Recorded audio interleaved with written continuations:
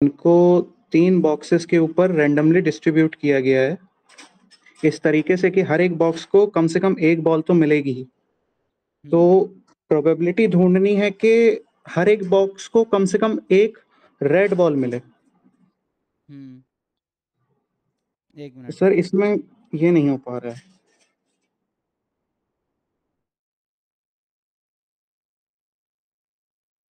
Sir वो network हो गई थी।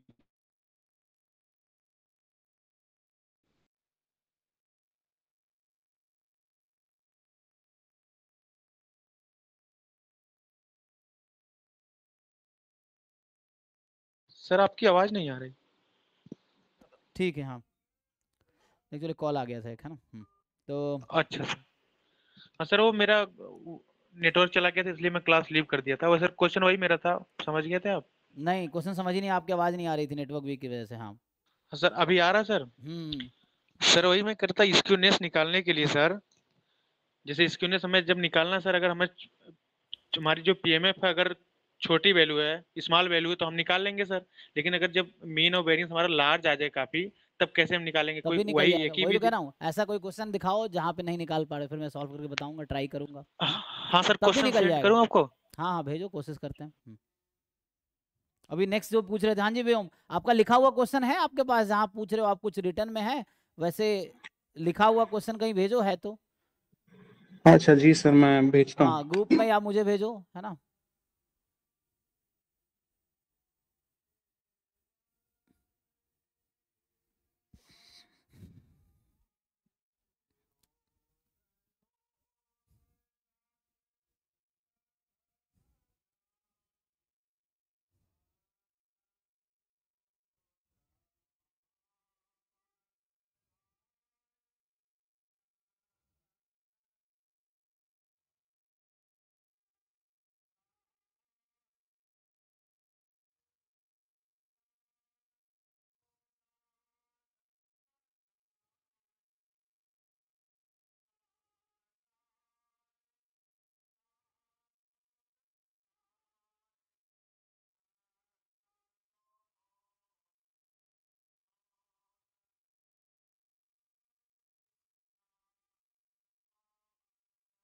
क्वेश्चन भेजो तो बताओ कहाँ है ना, किस में भेजा है, क्योंकि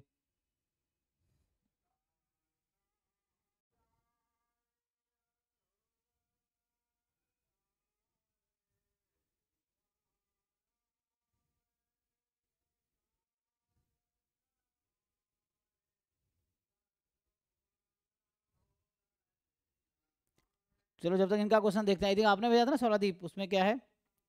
अच्छा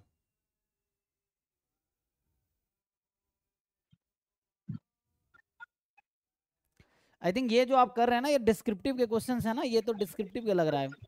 आपको रैंडम यस सर वेरिएबल के केस में डिस्क्रिप्टिव। देखना है। डिस्क्रिप्टिव से बहुत ज़्यादा फायदा नहीं होगा जैम गेट में ना, क्योंकि ये तो रैंडम, अच्छा जो अच्छा। जैम गेट में तो रैंडम वेरिएबल का निकालना है। Descriptive statistics is not part of JAM GATE syllabus, है ना।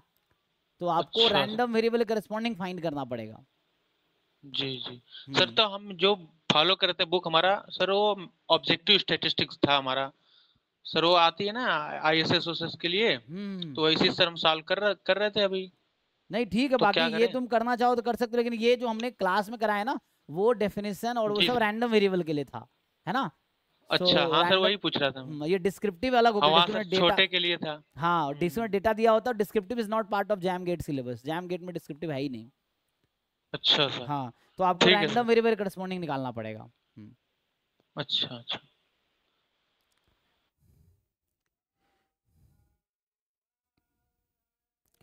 अभी किन का क्वेश्चन देगा आपके? एक मिनट, सौरादीप का क्वेश्चन था वो देख लेते, फिर आगे देखते हैं क्या है। सर ये गलत है क्वेश्चन, क्वेश्चन ही गलत है, हो गलत सकता लगा। है। हाँ क्वेश्चन हो गलत गया है। ना हाँ आपका सर तो ठीक, छोड़ दीजिए। हाँ हाँ सर ठीक। मैं कर दिया। ठीक है तो देखो जी, ये इनका जो भी आपने भेजा है इसको ट्राई करते हैं। तो ये जो क्वेश्चन आप लिख रहे हैं कि 4 रेड 3 बॉल्स आर, 4 रेड और 3 क्या है आपके ब्लैक ना। तो 4 रेड है 3 ब्लैक है, balls are randomly distributed into 3 boxes. तो ये है ना हमारे पास 3 बॉक्स है ना। मान लो बॉक्स 1 बॉक्स 2 बॉक्स 3, ठीक है। एंड इन बॉल्स को हम रैंडमली डिस्ट्रीब्यूट करें such that every box gets at least one ball. ये आपको बता दिया है कि हर बॉक्स में कम से कम एक बॉल तो होगा ही। Okay, so find the probability that each box get at least one red ball. तो इसका एक सिंपल अगर आपसे पूछा जाए what is number of way जिसमें पहले तो total number of element in sample space बताओ, फिर हम रेड बॉल की बात करते हैं, है ना।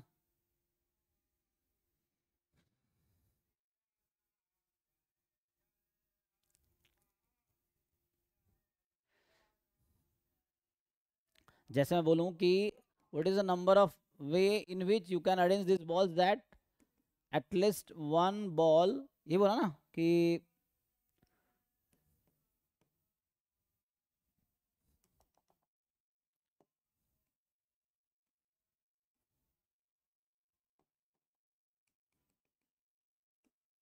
Each box contains at least one ball, है ना। देखो इसके लिए सिंपल एक थ्योरी कॉम्बिनेटोरिक्स में आती है कि जैसे मान लो this box contain x1 number of balls, x2 number of balls, x3 number of balls, ठीक है। तो जो मैं आपसे ये पूछ रहा हूँ कि ईच बॉक्स कंटेन एटलीस्ट, है ना, वन बॉल, ये ना। So each box contain at least one ball, तो इसका मतलब है आपको सॉल्यूशन निकालना पड़ेगा। सो ये प्रोबेबिलिटी निकालने के लिए you have to find solution of x1 plus x2 plus x3 is equal to कितना हो जाएगा, ये 7 है ना, टोटल मिला के यही होंगे यहाँ पे। Yes sir. x1 x2 x3 7 होगा। जहाँ पे आप जब ये कह रहे हैं कि each box will contain at least one, तो मतलब आप ये कहना चाह रहे हैं कि x1 is more than equal to one, x2 is more than equal to one and x3 is more than equal to one. So क्या आपको इसका फॉर्मूला पता है? ये एक सिंपल सा थ्योरम है कॉम्बिनेटोरिक्स का। जैसे अगर बोलता है x more than equal to 0 तो अलग फॉर्मूला आता है, x more than equal to 1 के लिए अलग फॉर्मूला आता है। किसी को आइडिया है? जैसे x1 plus x2 up to xn या xr is equal to n कर देता हूँ, ठीक है। सो इसमें xi जो होंगे मोर देन इक्वल टू 1 होगा। So what is the number of solution to this equation? कोई बता पाएगा जिनको आइडिया हो? xi is more than equal to 1। Integer solution की हम लोग बात करते हैं, number of integer solution. So number of positive integer solution, anyone जिनको आइडिया हो ये बताओ। इस इक्वेशन के पास कितने सॉल्यूशन होंगे इंटीजर सॉल्यूशन?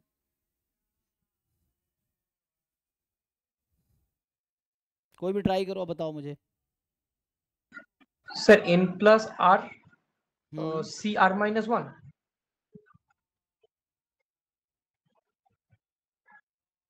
श्योर? लग रहा है, चेक करो एक बार, कंफर्म हो जाओ। डिराइव करना पड़ेगा, एक बार डिराइव करना पड़ेगा। हाँ करके Wait. देखो, क्योंकि ये जरूरत पड़ेगी आपको ना। बाकी लोग ट्राई करके देखो, फिर बताओ मुझे, फिर मैं लिखता हूँ।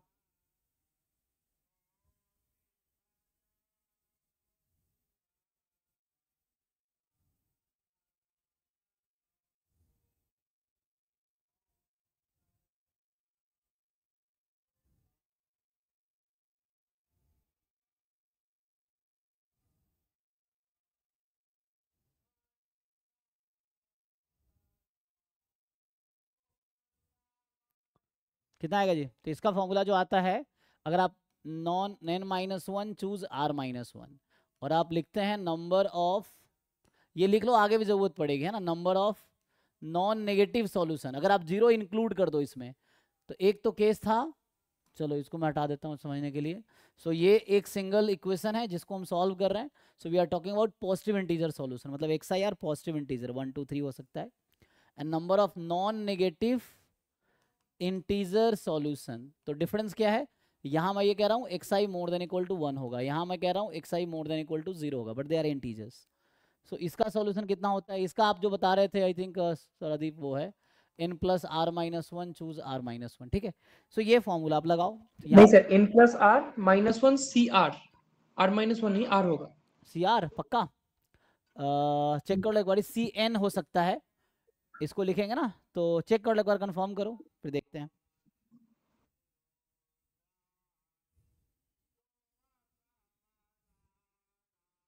अब चेक कीजिए रेफरेंस आप कहाँ से देख रहे हैं, डिराइव कीजिए ठीक से।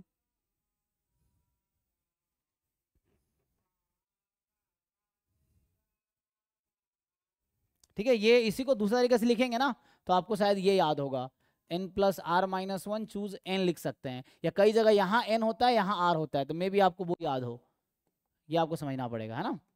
ये दोनों सेम चीज है।